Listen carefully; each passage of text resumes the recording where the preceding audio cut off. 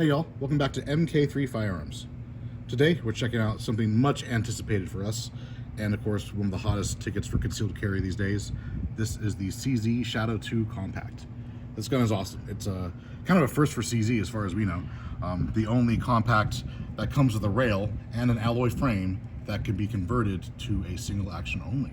Because your PO1, of course, it's decocker only, and you can't actually go to the single action only trigger. There are some of the steel frame variants that are kind of rare, the PO1 and the early CZ75 compacts around 2016-ish, and it'll look very much like this, but it has a steel frame. This is the first alloy frame compact with a rail that can be done this way. So really, really cool. We love this pistol. It's kind of our,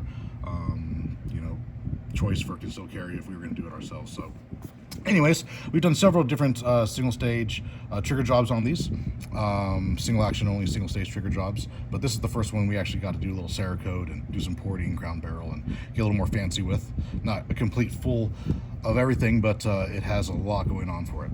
So starting off at the front, 11-degree crown barrel right into the bushing, as to be expected. 3 ports, absolutely beautiful. The cool thing about ports, or what we like to do with porting, is keep them down as close to the muzzle as possible, because that's where you get the most leverage for those gases to keep the barrel down. We see a lot of guys doing these way down closer to the chamber, which we don't really understand the purpose of that. It's kind of counterproductive. But if, in all perfect cases, if you had an extended barrel that was threaded and you put like a chuck port up there, that would have the most leverage to keep that barrel down. This keeps it a little more sleek, but I still don't really get those holes going further down towards the chamber. Anyways, we did the Shadow 2 with a kind of a shadow-ish ghost shadow camouflage. So it's kind of like a woodland in black and black. Done with a total flat black and more of a satin shiny black, and you can see the contrast. It's really cool. So it kind of keeps with the theme of the shadow, right? Like a shadow cam. Pretty cool. We have Cajun internals, of course, the Cajun hammer, and of course the triggers that we like. These ones come from the Czech Republic, but there's much more, how do I say, they're beveled on all the corners, a little bit smoother, and we can get our triggers exactly where we want them, perpendicular to the gun, with our single stage trigger jobs. So as you see here, there is no take up. That is your wall. Trigger's not moving. Once it moves, it breaks. You're gonna have a loud, positive, audible reset.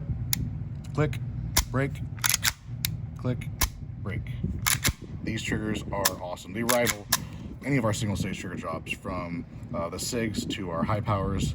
These are just, we've dialed it in perfect now. We love them.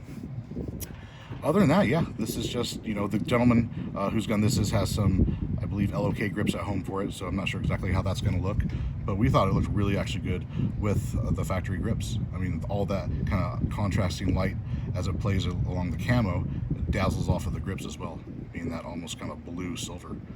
Pretty cool. This guy also has the acro. That's factory. And yeah, I mean, it doesn't get much better than this. 9mm compact, single stage, cocked and locked, ready to go.